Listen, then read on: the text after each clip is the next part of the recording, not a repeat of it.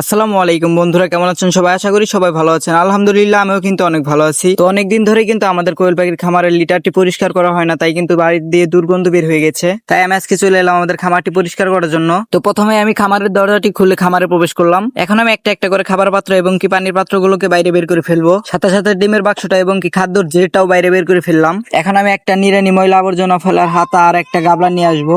এবার আমি নিড়ানি দিয়ে আস্তে আস্তে লিটার গুলোকে এক জায়গায় জমা করে ফেলবো। তো দেখেন বন্ধুরা, এই পর্যায়ে কিন্তু আমি লিটার গুলোকে সব এক জায়গায় জড়ো করে ফেলছি। আর এই লিটার গুলো কিন্তু আমি বাইরে ফেলে দিই না। এই লিটার গুলো কিন্তু আমার একটা ছোট্ট পুকুর আছে, সেই পুকুরে ফেলে দিই। এর জন্যই কিন্তু লিটার গুলো তাড়াতাড়ি পরিষ্কার করার প্রয়োজন পড়ে। আর এতে কিন্তু অনেক দুর্গন্ধ আছে। আর এখন আমি ময়লা আবর্জনা ফেলার হাতা দিয়ে কিন্তু গাবলার মধ্যে লিটার গুলোকে উঠিয়ে নিব। তো লিটার গুলো কিন্তু গাবলায় উঠানো হয়ে গেল। এখন আমি বাইরে থেকে একটা ঝাড়ু নিয়ে আসবো। এই ঝাড়ু দিয়ে কিন্তু আমাদের ফার্মটা পরিষ্কার করা হবে। এখন ঝাড়ু না দিলে কিন্তু এই ছোট ছোট ময়লা আবর্জনা গুলো কিন্তু দূর হয় না। তাই আমি মেঝেটাকে সুন্দর করে ঝাড়ু দিয়ে সব ময়লা আবর্জনা গুলো কিন্তু এক জায়গায় জড়ো করবো। আবার এই জড়ো করা ময়লাগুলো কিন্তু আমি হাতা দা উঠিয়ে গাবলার মধ্যে রেখে দিলাম। তো এখন আমার লিটার পরিষ্কার করার কাজ কিন্তু শেষ হয়ে গেল। এবার আমি খাদ্যর পাত্র, পানির পাত্র এবং কি খাদ্য রাখার যে জেটটা ছিল সবগুলোই কিন্তু নির্দিষ্ট স্থানে রেখে দিয়ে আসবো। তো আজকের মতো কিন্তু আমাদের খামারের লিটার পরিষ্কার করা শেষ হয়ে গেল। দেখেন গাইস, এখন কিন্তু অনেকটা সুন্দর লাগতেছে আমার খামারের ভিতরে। আর এখন আমি আমার খামার থেকে সংগ্রহ করা লিটার গুলোকে নিয়ে একটা বস্তার ভিতরে ভরে তারপরে কিন্তু আমার পুকুরের দিকে রওনা হবো। তো লিটার গুলোকে বস্তায় ভরে আমি কিন্তু অলরেডি আমার পুকুরের দিকে রওনা হয়ে গেলাম। আর এখন আমি ফাইনালি আমার পুকুর পাড়ে চলে এসেছি।